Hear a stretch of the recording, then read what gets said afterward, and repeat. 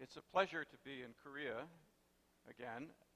Driving in from the airport the other day, I was impressed with the fact that although we were near a huge city, there was a lot of greenery. The forests on the sides of the hills and were quite beautiful. And most of all, in this 45-minute drive, there was no construction on the highway. And this to me indicated that the social compact is in much better shape in Korea than in the United States. In driving to the airport from my apartment in Manhattan to JFK Airport 15 hours earlier, was constant construction on the highway. It's about the same length in distance, but it takes twice as long to get to the airport. Every other mile there's construction going on, but it's not the kind of construction that's going to build a brand new highway. It's putting Band-Aids on the little sores that happen all over. And of course there's lots of litter, there's graffiti, there's junk everywhere. It really is a symbol of a society in which the social compact is falling apart. I was asked to talk about the United States, so I'm not going to say much about Korea, very little. I'm going to focus on, I'll say some things about inequality in the United States, which will be partly repetitive with what the other speakers have discussed, what Joe Stiglitz and Angus Deaton have talked about. What I'll say that is a little new, a little different from what they said, is how can it be that these terrible things have happened in a democracy? How can it be that people have suffered, as Angus showed, these extremely dramatic results about life expectancy of poorly educated white American men? How can this happen in a democracy where people presumably can vote for politicians who represent their interests? So I have some thoughts about how that happens. I'm trying to get this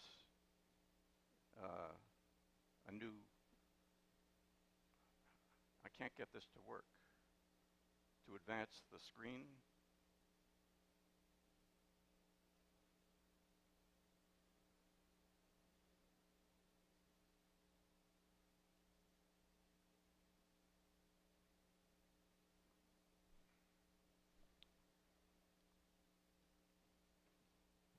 How do I get it to advance? Oh, that one, okay. All right, this is some statistics about the distribution of income in the United States in 1980. And on the left-hand column, we have the quantile of the population. So let's look at the third row, which says 1%. So what you see in that row is the share of total income that went in 1980 to the top 1% of households, which was about 16% of total income. And in the third column, I think a more interesting figure is the ratio of the average income of those families in the 1% to the income of everybody else. Not to average income, but to the income of the bottom 99%. So in 1980, that ratio was about 19. So the average income of families in the top 1% was 19 times the average income of people in the bottom 99%. Now, if you go further down the table, we look at even smaller groups of people at the top. The bottom, this top 1% comprises today, I don't know what it was in 1980, today it comprises about there are 140 million families, so the top 1% would be about 1.4 million households. If we go to the last line in the table, we're looking at the top 0.001%, 1/1000th of 1%. That means 1,400 families, if my arithmetic is correct. 1,400 families. And the average income of those families in the year 1980 was about 600 times the average income of everybody else. So a huge ratio of their incomes. If anybody is to be considered the ruling class in the United States, the class that is most influential on forming policy, it's probably those 1,400 families, or maybe the 14,000 families that are indicated by the second to the bottom line in the table. Their average income is 200 times the average income of the rest. Now, in the next slide, we see the same breakdown of the income of the population quantiles, but in 2014. So you notice now that the top 1% have gone from controlling 16% of the income to 20% of the income, and the ratio of their average income to the bottom 99% is 25 to 1. And if we look at people at the very, very top of the distribution, again, those 1,400 families, that's the bottom line, their income is now about 2,000 times the average income of everybody else in the United States, all the other households. Remember, it was 600 in 1980. So there's been a huge growth in income at the very, very top. And remember the graph that Joe Stiglitz showed you, in which you saw that the income of the bottom 90% has barely risen over the period, the last 30 or 40 years, whereas the income of people at the top has gone through the roof. But it's even more dramatic for people at the very, very top, and those are the people, again, who are most influential in forming policy. And I'll talk about the ways in which they're influential in a few minutes. Now, so here's the comparison of these 2 years. So again, just look at what's happened at the very top. If you want to look at the bottom, the only thing you can figure out from the tables is the bottom 50%. So in 1980, the bottom 50% got about 31% of the total income. That's 100 minus 69%. Whereas by 2014, the bottom 50% were only getting about 1/8 of the total income, about 13% of the total income. So the income has been transferred in the United States in a very dramatic way from everybody really in the bottom 90% up to people at the very top. France has exhibited a similar pattern, but less dramatic than the United States. This is 2014 in France. You see the top 0.001% really has an income that's only, I'll say only 400 times as large as the rest of as the average income in the rest of the population. That's compared to the American figure of, what was it, 1,900 times as large. So there's actually been an increase in all the growth in France has not gone to the top 1% in the last 40 years. A good deal of the growth has gone to the very bottom, and that's in large part because after the 1968 revolution in France, the rebellion of the students and the workers in May of 1968, for a period of about 15 or 20 years after that, the real wage in France, the minimum wage, went up very rapidly as a concession to the working class. South Korea, the figures, I don't have as detailed figures of the breakdown, but you see that if you look at the top 0.01%, the top 1/100th of 1% of the population, in 1980, they had an average income that's 70 times the average income of the rest of the population, and now they have an income that's 167 times. So that's the picture of increasing inequality in Korea. However, Korea looks closer to France than to the United States in the nature of the polarization of income. Why is the U.S. the outlier? And the U.S., this polarization of income, this excessive concentration of the growth of income at the very top is far worse in the United States than any other country. The next, among the advanced countries, the next country which would be below the United States in the increase in concentration would be Britain. I think the reason is that there's been a very sharp attack on organized labor in the United States by the capitalist class since since the presidency of Ronald Reagan. In 1954, a little over a third of American workers were unionized. In 2017, only about 10% of workers are unionized. And in the private sector, only 7% of workers are unionized. So there's a much higher rate of unionization, of union density among government workers in the public sector than in the private sector. And as a result, and this was very much a consequence of the direct, conscious, deliberate strategies of the capitalist class, of employers in big firms and in small firms to smash labor unions, to fire organizers, and so on. As a result, the real income of the bottom 50% in the United States in the period 1980 to 2014 increased by 1%, not 1% per year, 1% over that whole period. And I think that's the main source of the pathologies that Angus Deaton showed you in the last lecture, that people's lives have fallen apart. This bottom 50% includes many people who have a college education, so it's much more dramatic for the non-college educated people that Angus talked about. But even for that whole group, 50% of the population, their real incomes have basically been completely stagnant since 1980.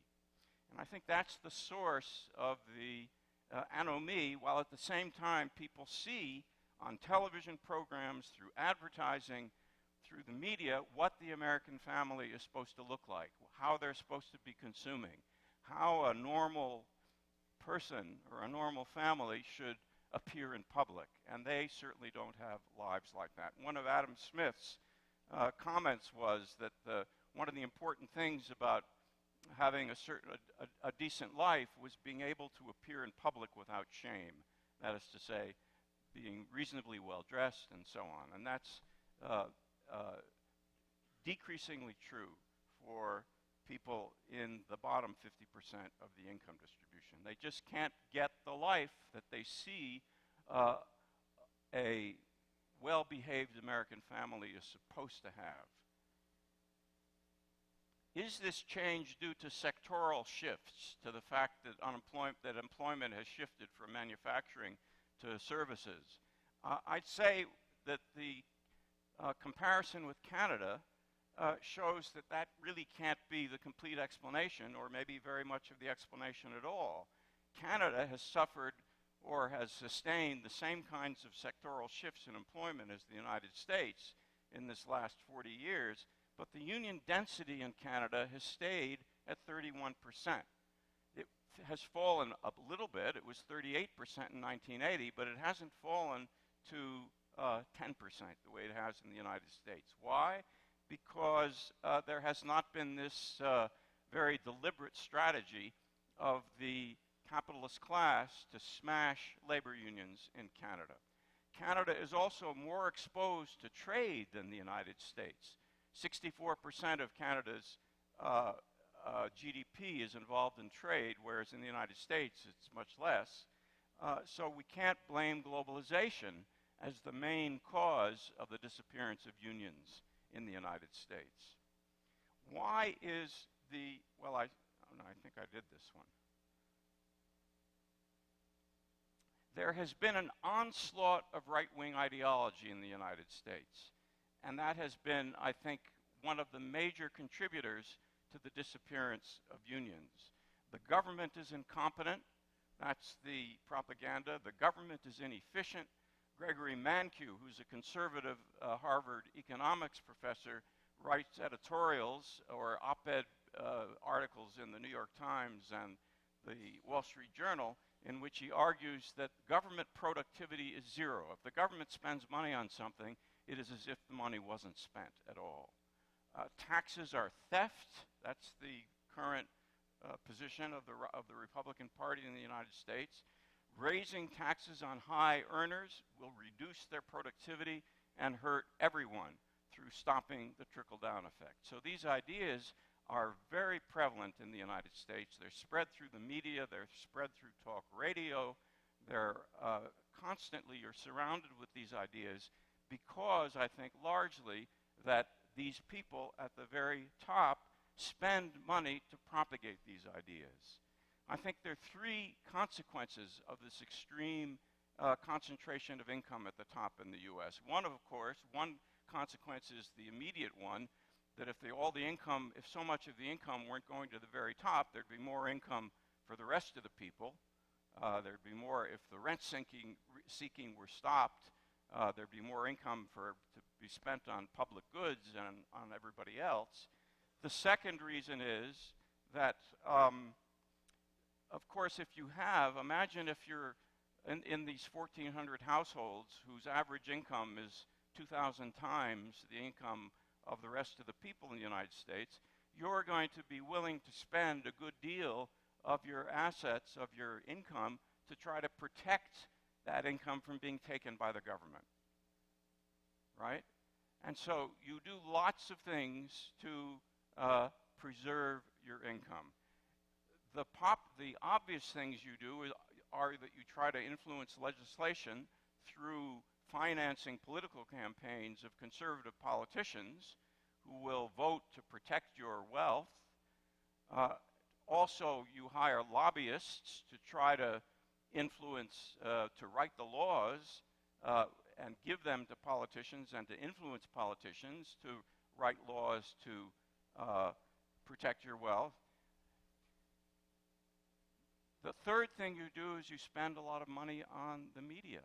You propagate, you buy newspapers, you buy television stations, you buy cable television, you control the media so that you influence the ideas of the people. And I think that's the main way, I think that's the most important way that the very wealthy have of maintaining their political power in a democracy. Mao Zedong said, power comes out of the barrel of a gun. But I think in advanced democracies, that's not quite right. At some point, guns may be necessary to hold back popular rebellion against wealth, but we're not near that point in the United States. At this point, the main power of wealth is in affecting the ideas of people who are convinced to vote against their own material interests for reasons that I'll come to in a few minutes. As Joe said, this tax law that was passed in last December is going to have the real effect of transferring money from the middle class up to the top 10% or the top 1%. And that transfer will happen somewhat gradually over the next 10 or 15 years. And so politicians and the Republican Party are hoping it won't be noticeable. Of course, the tax legislation could be reversed if a new government comes into power. Among all the advanced nations, capitalist countries, the U.S. did not have health insurance, national health insurance, until 2010. And then we passed the Obamacare legislation, the Affordable Care Act. And so now we have something that's much better than we had before, but it's still not complete national health insurance. In 2010, just to show you one effect that this propaganda has on people's views, in 2010, before the legislation was passed, only 35% of the U.S. population supported the legislation. This was legislation that was going to help the vast majority of people in the country, and in particular, it would really help the 40 million people who had no health insurance at all. But 35%, only 35% supported it. And that was because of the propaganda that was conveyed through the media and financed by very wealthy people who wanted to stop the legislation. Why? Don't capitalists want their workers to be happy or healthy? You'd think they might have supported it. Well, some of the capitalists did feel that way, but the bigger fear of the really wealthy class in the United States was that if the health insurance were successful and succeeded in making and taking away the terrible burden that that health catastrophes have on people's pocketbooks, if people learned that the health insurance would solve that problem, they would be more convinced that the government should be better financed in general, and there should be other kinds of public goods provided by the state. So the main reason that the Republican Party was opposed to the health insurance law and continues to try to destroy it is because they're afraid of the consequences of the lessons people will draw when they see a successful publicly run health insurance system improve their lives. That's the main reason. By 2017, having had 7 years of experience with the Affordable Care Act, 54% did approve it. There's still a large disapproval rate of 43%, but at least over half of people now support that change.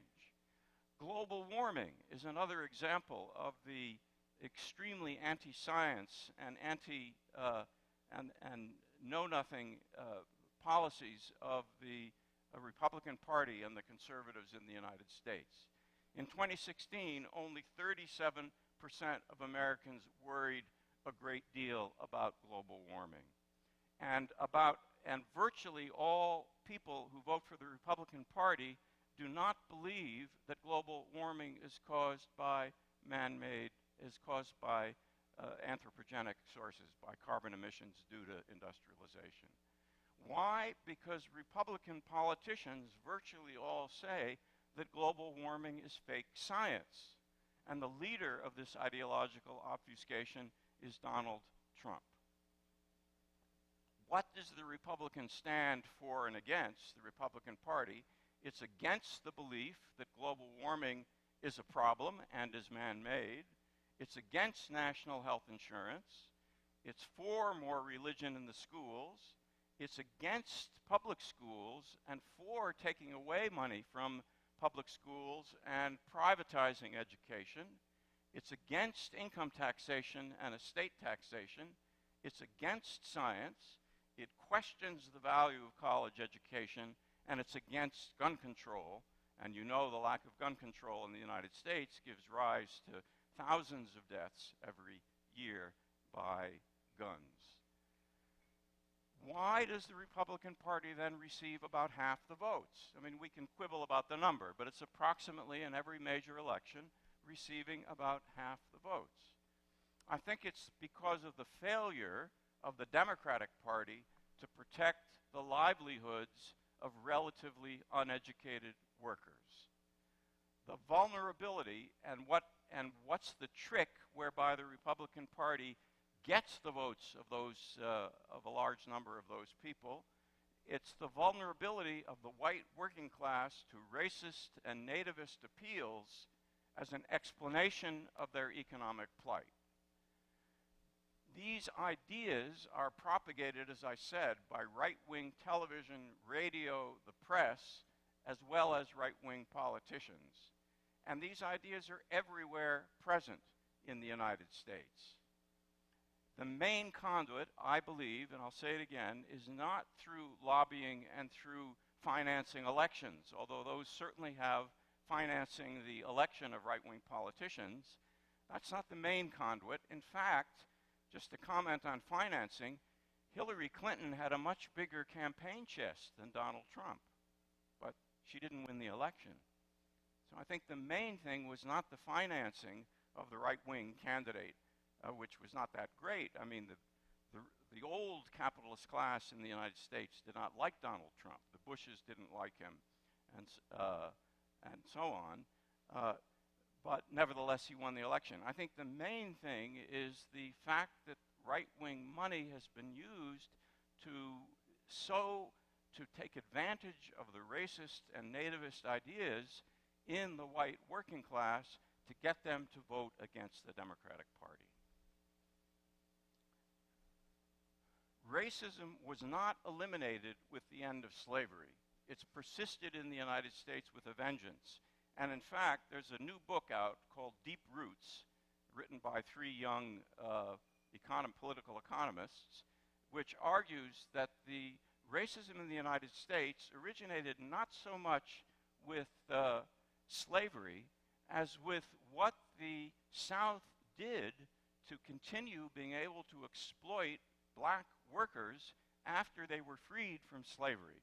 So it was during the Reconstruction period. The Civil War ended in 1865, and in the period, the rest of the 19th century, the white plantation owners, or the plantation owners in the South, now they had lost their black working class slaves, and so they had to continue attracting black workers to work for them at very, very low wages so that they could continue to survive as plantation owners. They lost a lot of their capital with the freeing of the slaves. I don't remember the exact number. I think about 1/3 of Southern capital was in slaves. So what they did is propagate hatred of blacks through lynchings, through all kinds of attacks on black workers to intimidate them in order to keep their wages down. So this book that I mentioned, Deep Roots, argues that it was that activity by the plantation owners to maintain their docile black working force after the African Americans were freed from slavery that is responsible for racism today. And the empirical part of the book is really quite interesting. It looks at the fraction of plantations, or the fraction of labor that was working on plantations by county in the American South, and it shows that racism today in those counties, as exhibited by national surveys about how people feel on various issues such as race, that racism today is extremely highly correlated with the high density of plantation agriculture by county in the United States. So in other words, if you take a southern county which didn't have plantations, say West Virginia didn't have any plantations, the degree of racism among whites in those counties is about the same as it is in northern counties which have the same sort of demography and industrial composition. Just to show you the intensity of that racism, the white vote for Obama in the 2012 election in the state of Mississippi was 10%. Only 10% of whites in Mississippi voted for Obama, and in 15% in Alabama. And these were the two highest biggest slave states in the American South. If whites voted for the Democratic Party in the South in the same proportion as they do in other states, the Republican Party would never win an election, at least with its current policies. It would not win an election. The reliance on racism and nativism is absolutely essential for the viability of the Republican Party and the existence of a phenomenon like Donald Trump. Objectively, of course, racism hurts the white working class because it prevents workers from organizing together, black and white workers in particular, to fight for better working conditions and wages. There's a strong correlation between the degree of racism in a region and the wages of white workers. The more racism, the lower is the wage of the white workers. Median wealth, and of course the difference between white and black workers is, in terms of their levels of wealth, is shocking. The median wealth in the United States of white households is $170,000. That's not very much. That's the value of their assets minus the value of their debts, whereas the median wealth for black families is a paltry $17,000. So if you're out of work for a few months as a black worker, you've exhausted all of your resources. Trump successfully used nativism and anti-China sentiment to blame immigrants and trade for the stagnating incomes of poorly educated white Americans. The consequence was that the American electorate became completely polarized in the 2016 election by race. What I mean by that is there are studies which survey voters about their opinions on various issues, in particular on the race issue, and you can partition voters into ones who are very conservative on the race issue, let's call them racists, very progressive on the race issue, that would include blacks and also a number of whites who were progressive, and Hispanics and so on, and people who were moderate on the race issue. In the 2016 election, for the first time, this hadn't happened before, virtually every voter who was conservative on the race issue voted for the Republican Party, and virtually every voter progressive on the race issue voted for the Democratic Party. So the election became almost completely polarized by the race issue.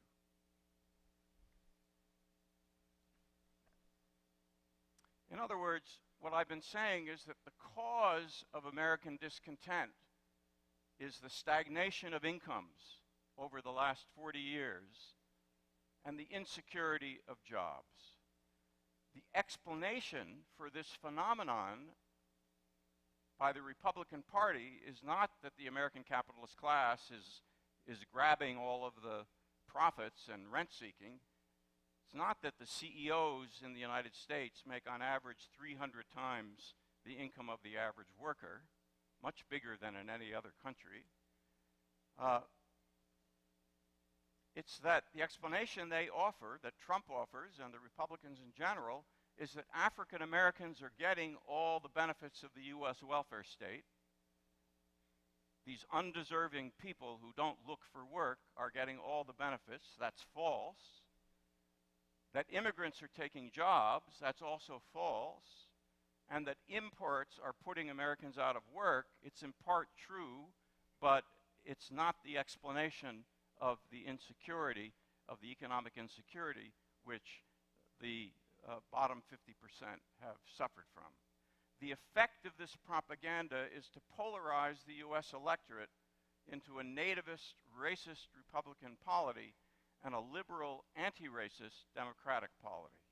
However, what is the possible future in the United States? My title was supposed to be What's the Future of U.S. Capitalism? I have no idea really about the details, but it seems to me there are three possibilities in terms of the politics. The first is that racist, nativist appeal continues to attract a majority of voters, and the U.S. continues to move towards an illiberal, quasi-fascist country. I have no doubt that Trump himself is a fascist. The United States is not a fascist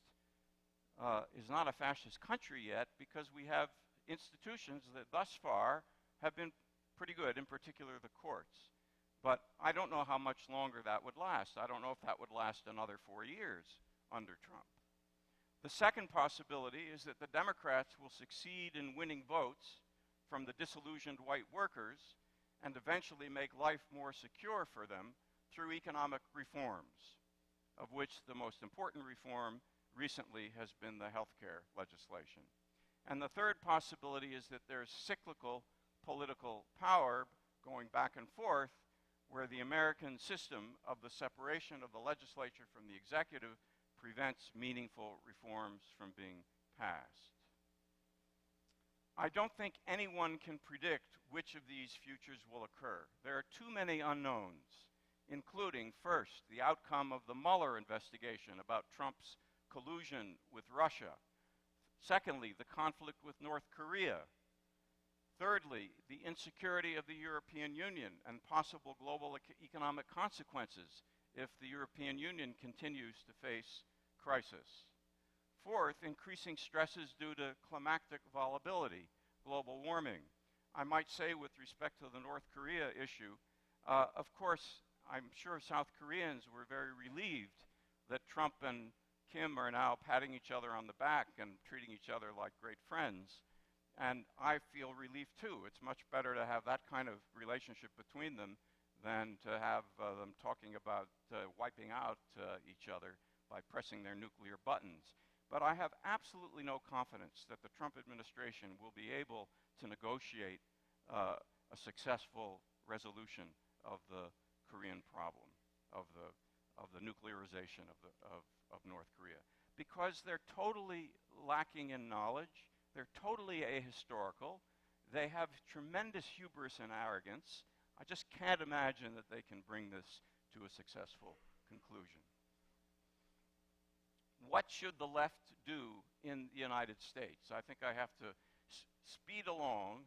What I advocate is that the Democratic Party should commit itself to pro-union, progressive legislation, a massive piece of legislation that could be called something like the Workers' Security and Rights Act. I believe American workers can still be organized into unions. I don't believe that the fact that workers are now mainly in the service industries means they can't be organized. As I said, 30% of workers in Canada are still organized in unions, even though the same sectoral shift in employment has occurred in Canada. The Civil Rights Act and the Voting Rights Act, which were passed in the 1960s as a reaction to the civil rights movement, which was a wonderful progressive social movement led by black people in the United States, it codified gains which were won through that struggle. And it seems to me, at this point, the Democratic Party should take the initiative in fighting to protect workers against the attacks of the capitalist class that they continue to suffer.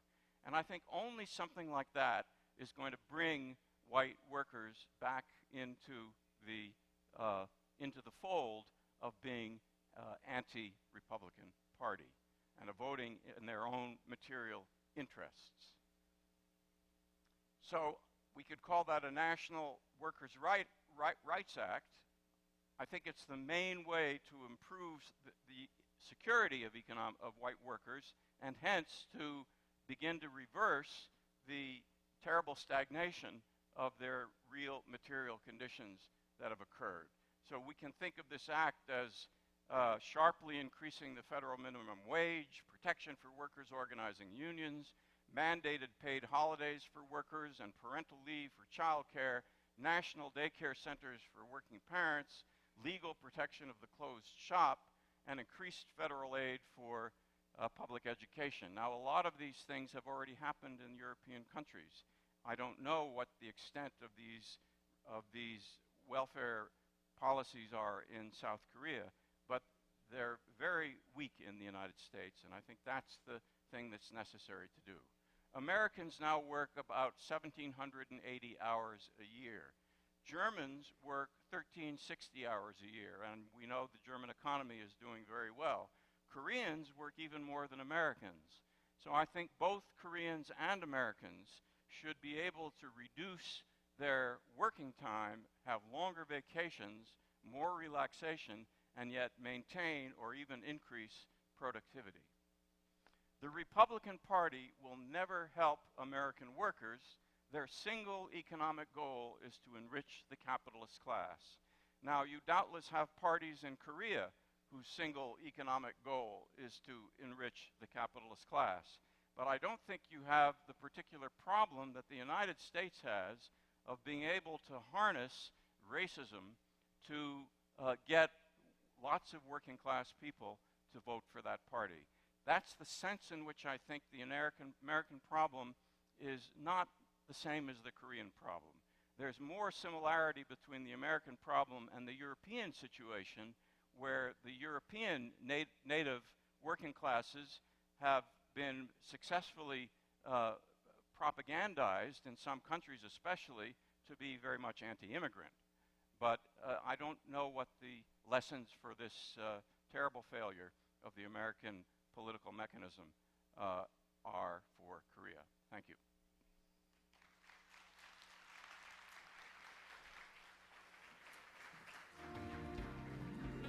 네, 미국 자본주의의 문제와 경제 불평등의 상황을 자세히 분석해 주신 존 러머 교수님이셨습니다.